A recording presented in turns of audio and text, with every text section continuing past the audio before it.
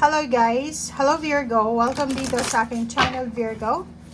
Alamin natin Virgo ang message, kapalaran para sa inyong lahat. Ito ay general reading sa lahat ng Virgo friends. Ito ay general reading, so kailangan nating alamin kung ano yung mensahe sa iyo ng baraha Virgo. Full moon in Leo siya. Okay, panoorin mo yung Taurus and Capricorn, baka makaresonate ka doon.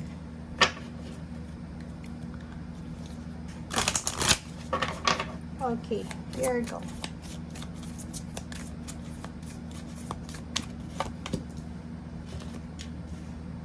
Wow, Virgo, same ang message mo sa Taurus. If,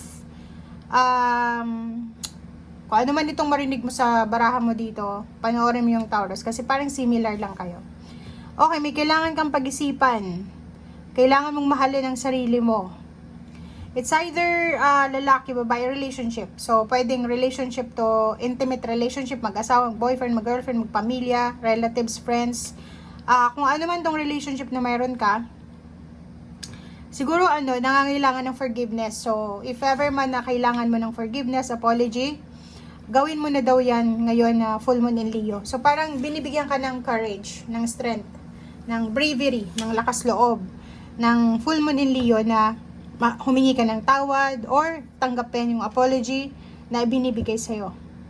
And parang yung sinasabi ng baraha, if ever man na may mga taong nakagawa sa'yo ng hindi maganda, as part of self-love, hindi mo naman kailangan na hintayin na humingi sila ng tawad bago ka makapagpatawad. So, magpatawad ka for your sake, 'di ba? Para sa self-love mo yun. Mahal mo yung sarili mo, 'di ba? So, kung mahal mo yung sarili mo, magpatawad ka, i-release mo sila, i-let go mo sila, and hayaan mo yung Panginoon ang umayos ng problema.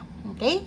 And sinasabi ng barahang ito na yung full moon in Leo is parang sinasabi sa iyo Virgo na tapusin mo na yung mga pagsiself-pity mo, tapusin mo na yung mga ginagawa mong unhealthy habits like yung mga people pleasing na yan, yung ginagawa mo yung parang number one yung karelasyon mo, number one yung ibang tao, and ikaw nasa gilid lang, 'di ba? Nagtatago ka, parang gano'n. So, subukan mo naman na ilagay sa pedestal yung sarili mo. Subukan mo naman na ikaw naman yung nasa center of attraction. Parang gano'n ang sinasabi ng baraha. Okay?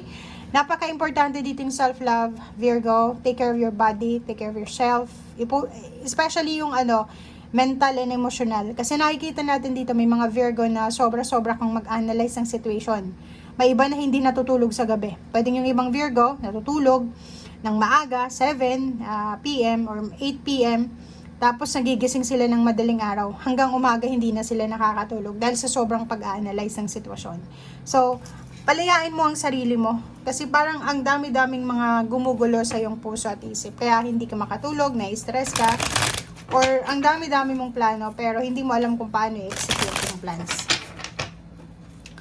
Okay, thank you. Oops, sorry. Sorry guys. Okay, King of Pentacles, Empress, Five of Swords. Ang galing na ito Virgo. Ang galing niya. Okay, so itong Seven of Swords Virgo, naandyan yan sa lahat ng earth signs, lahat ng readings ko sa earth signs, Virgo, Capricorn, and Taurus, naandyan yung Seven of Swords. So, may mga temptation, may mga bagay-bagay, or pwedeng nakapaligid sa'yo na hindi resonated sa energy mo. Okay? Okay, so, dito sa Eight of Wands, may good news dito. Pasensya na kayo sa ingay ha. Okay? Eight of Wands, meron ditong magandang balita. May magandang balita na pwedeng dumating sa iyo Virgo, and pwedeng ito ay tungkol sa health, pwedeng physical health recovery, relationship recovery, renewal ng contract, renewal ng documents, ng visa, or kung ano pa man. Meron din ditong Five of Swords, sinasabi ng baraha, if ever man na ito yung energy mo sa ngayon, like pag-give up ka na diba? Parang feeling mo Virgo, lahat ng ginagawa mo, wala namang napupuntahan, walang patutunguhan, parang ganon. But, isang unexpected na balita, isang unexpected na information na pwedeng magbigay lakas loob ulit sa'yo. Okay? The Empress, ang dami-daming new beginnings. daming balita tungkol sa pagsisimula, new jobs, new hobbies, new relationship, new friendship, new house, relocation, or kung makikita mo dito, nakatingin si Empress sa King of Pentacles. So, ibig sabihin, ang focus mo ngayon, 'di ba? Ang gusto mong simulan ngayon, Virgo, is kung paano mo mahahawakan yung pera. Kung paano mo magiging stable or paano mo masisecure yung financial. Parang gano'n.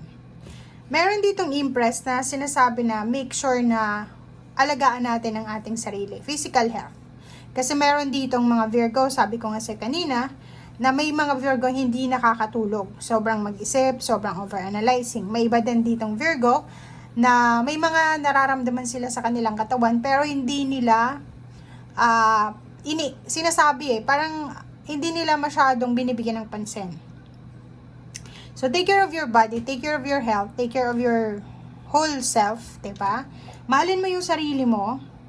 And yung King of Pentacles dito, sinasabi ng baraha, ano man iyan na pinaplano mo, or ano man iyan na naiisip mo na pwedeng paraan para kumita ng malaki, para mahawakan mo yung pera, or kung ano man iyan na plano mo regarding sa money, regarding sa trabaho, pag-iipon, investment, travel, or kung ano pa man, ituloy mo lang. Okay? May 7 of Swords dito, mag-iingat ka sa mga air signs, Gemini, Libra, Aquarius. And may good news dito, di ba? 8 of Wands. So, good news, bad news, pwedeng dumating yan sa'yo. So, kailangan mong maging careful. Mag-iingat ka sa mga mensahe na pwedeng marinig mo. Okay? Ipapadala sa'yo. Mag-iingat ka sa mga messenger, sa mga taong magsasend sa'yo ng email, ng chat, screenshot. So, ang dami-dami ditong mensahe. So, isipin mo, Virgo, na kailangan mo ng peace of mind eh. So, kung gusto mo ng peace of mind, kailangan mong maging aware sa mga mensahe na matatanggap mo. Kasi usually ngayon, ang bilis magkaroon ng kaaway, lalo na sa social media. Diba? Mga uso yung screenshots, ganito, ganyan, pwedeng i-edit yung message. So, ingat-ingat ka kasi pwedeng siraan ka ng ibang tao. Or pwedeng, kasi mayroon ditong 7 of Swords eh. May mga taong nakatingin sa Virgo, hindi sila masaya sa nangyayari sa buhay mo. So, gagawa sila ng paraan para sirain ka. So, yun ang pinaka-problema dito. Okay, usually sila ay mga air signs, Gemini, Libra, Aquarius, or kahit anong zodiac signs na may maitim na balak sa'yo. Okay? Yung King of Pentacles, ang dami mong bagong ideas, information, ideas kung paano mo to makukuha. So, parang siya, tungkol sa pagbubuntis, or pwedeng tungkol sa negosyo, kung paano mo magagamit yung sinave mong pera, paano mo may invest, parang ganun. So, comment down below if you are interested sa kung ano man itong plano, like parang gusto mong magnegosyo, gusto mong mag-travel, gusto mong mag-save ng pera, or yung parang pag-give up ka na, tapos biglang nagkaroon ka ng ideas. Okay? Thank you guys. Bye!